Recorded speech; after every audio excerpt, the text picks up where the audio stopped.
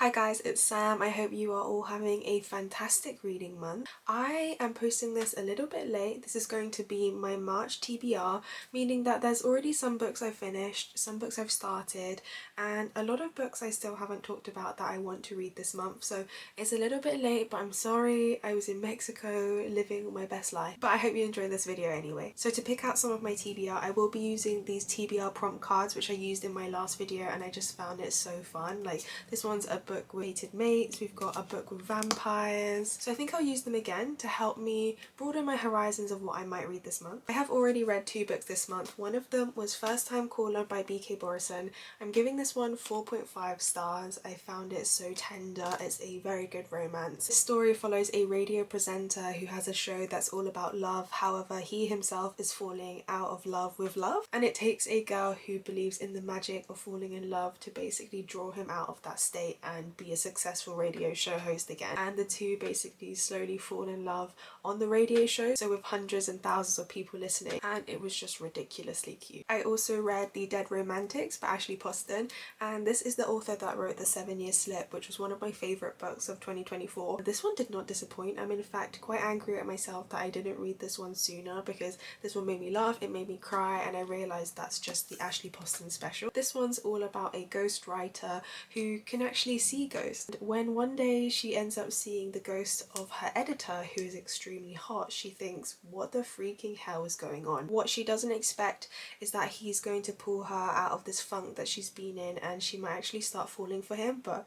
how can they actually fall in love because he's a ghost? So that's an interesting one. If you're looking for a romance to add to your TBR this summer, I would recommend both of these extremely highly. Because I love The Dead Romantics so much, I did already pick up A Novel Love Story by Ashley Poston as well. This is her 3rd book. A lot of people say that this is her best one. Some people don't agree, so I'm really interested to see where this one falls for me in like the Ashley Poston universe. It's about this main character who's obsessed with romance books, and she's part of a romance book club. One day she's driving to her book club and suddenly there's torrential downpour, and she ends up turning into a small town, which ends up being the small town from her favourite romance series. But she also sees a very grumpy bookshop owner who doesn't seem like he's from any of the books that she can remember, and those two are definitely out of place, and she can't leave this small town, so she might actually end up having to work with him to get out. So cute, so fun. I'm really enjoying this. I'm about 25% in. I've also got the audiobook that I'm listening to, and I'm just enjoying this so much. I think Ashley Poston will definitely be one of my go-to romance authors. I also have 2 books that I'm carrying over from my February TBR, which I already started, which were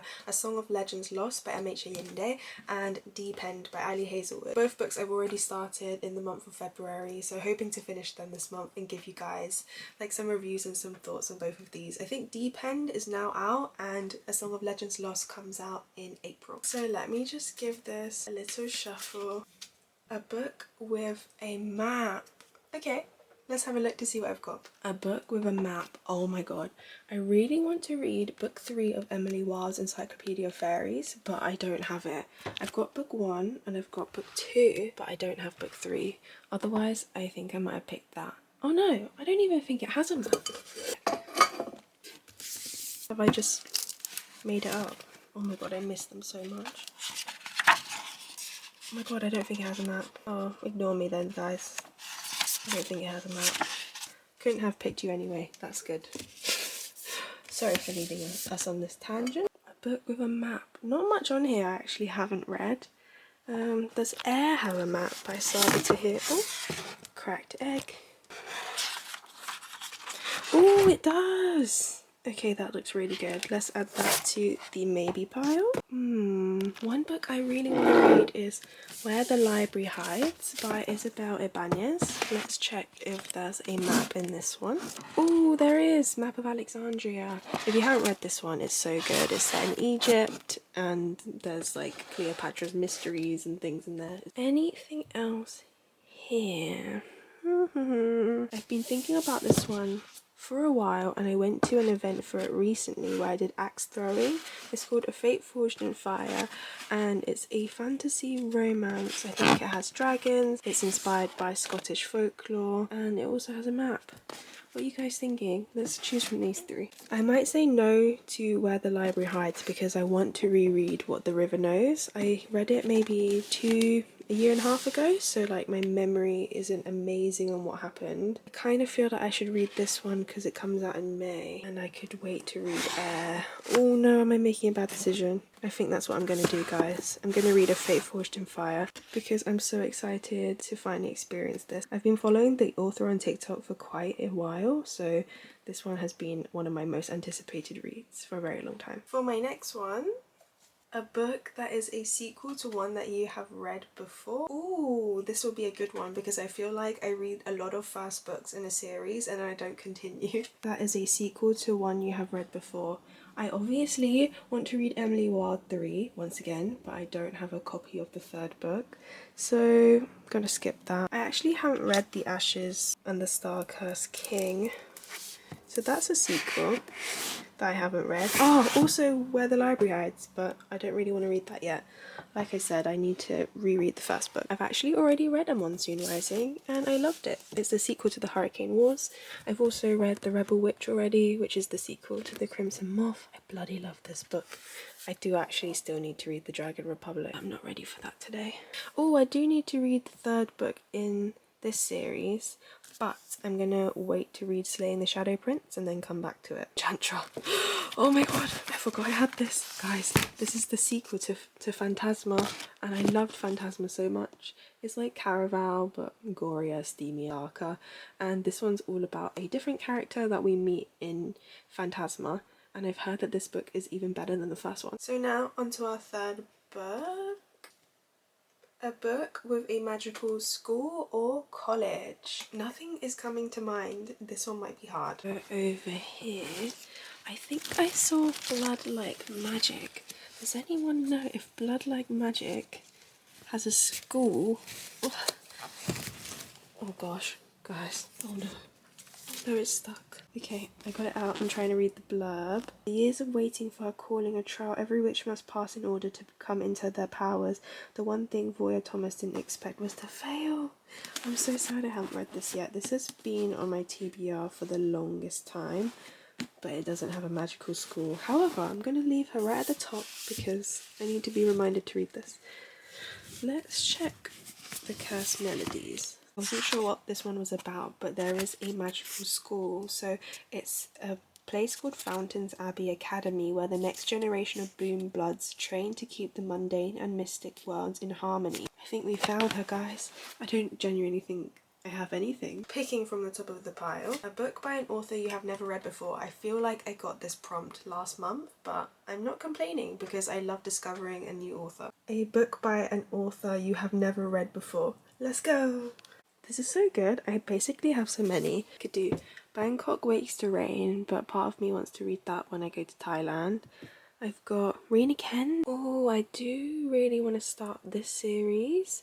I've heard lots of good things about it. I think it's like a spicy romance.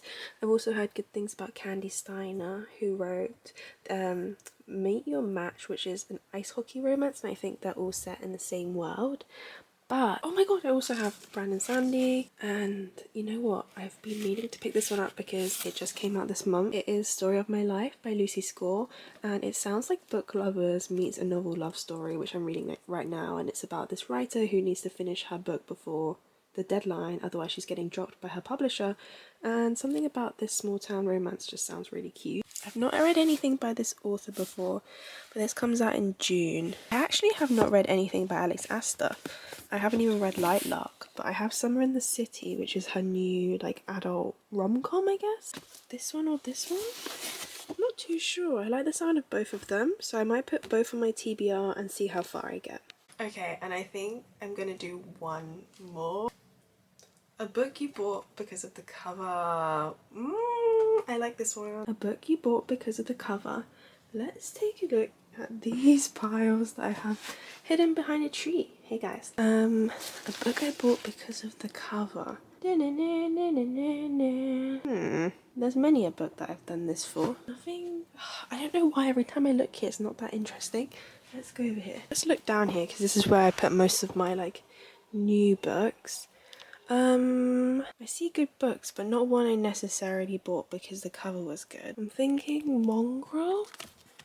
This cover is very good, but I feel like it has a lot of substance as well. Ooh, I did find this one semi for the cover, but also because of the premise. You know what? I actually did start this. This is The Memory Police by Yoko Ogawa, and I did actually start reading on my holiday. I don't know how far I got, maybe about 10 pages, so maybe this one. I'm gonna pick this and hopefully finish it this month. So I do have one book in mind that I wanted to read that none of these prompts made come true, so I'm going to have it on my list anyway, but that is Hopeless by Elsie Silver.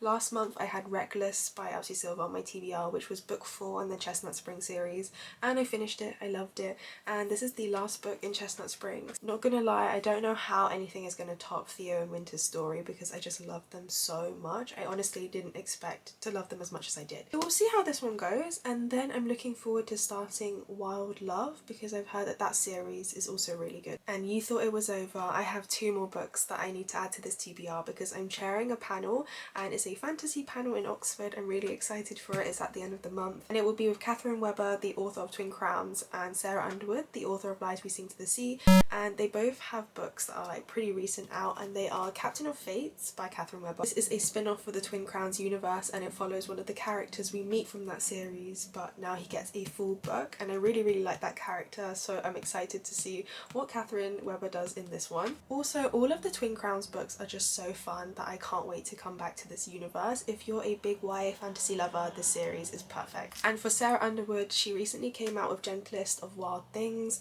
and this one just sounds so soft, so beautiful. I mean, just from the title alone, I'm absolutely obsessed. I actually managed to get a Waterstones exclusive of this one, and just look at the end papers. You'll see what I mean.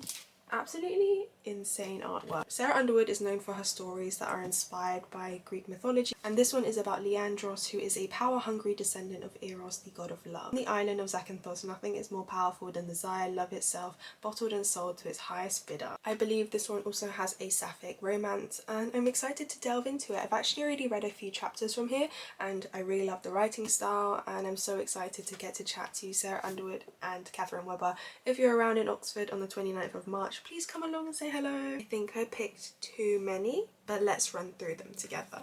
I will be finishing A Novel Love Story by Ashley Poston, which I'm pretty confident I can probably do in the next 1 or 2 days. I will be finishing Deep End by Ali Hazelwood, which I will make the next book club pick on Fable, so if you want to read this together and see my thoughts, go over and join me on Fable. Also be finishing A Song of Legends Lost by M.H. Yinde. No excuses because I'm enjoying this one so much and it makes no sense for me not to finish it this month. And then I've got Hopeless by Elsie Silver. I find these really easy to get through, and I kind of just like read them before bed as like a little pick-me-up, and I love it so much. And obviously my 2 non-negotiable books, I've got Captain of Fates by Catherine Webber and Gentlest of Wild Things by Sarah Underwood. So this is my current pile. It's already 6 books long, but if you think about it, I'm kind of a little bit of the way through 3 of them, so I'm already making good progress. Then I did 6 TBR prompt picks. So for the sequel to a book that I've read before, I picked Enchantra by Kaylee Smith. So excited for this, so excited to see if it's better than book 1, and I will be updating you guys with all of my thoughts. Then I've got a book with a magical school, The Cursed Melodies by Connie Glynn. Just sounds really interesting. I think it's a YA fantasy, so it should be a nice change of pace. For an author I've never read before, I picked Story of My Life by Lucy Score. I've actually never read her other series that is really popular. I'll put it on the screen.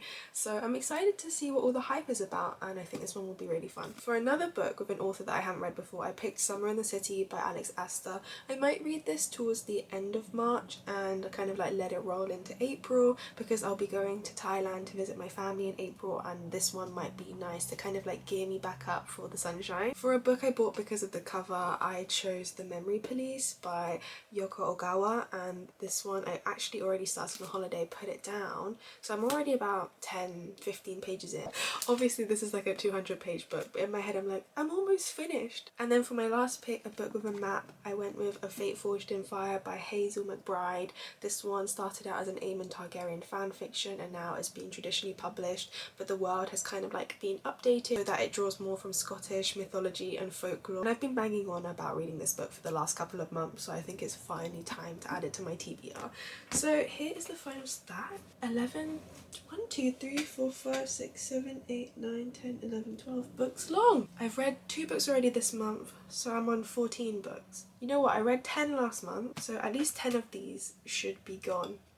No, 8 of these should be gone because I've already read 2, but check back at the end of the month to see if I actually get through all of these. Thank you guys so much for watching, and I hope you enjoyed picking out these books for my March TBR with me, and I hope it just gives you an insight into the books that I'm enjoying right now and the books that I'm looking forward to, and just generally what's catching my eye in terms of like the fantasy genre and the romance genre.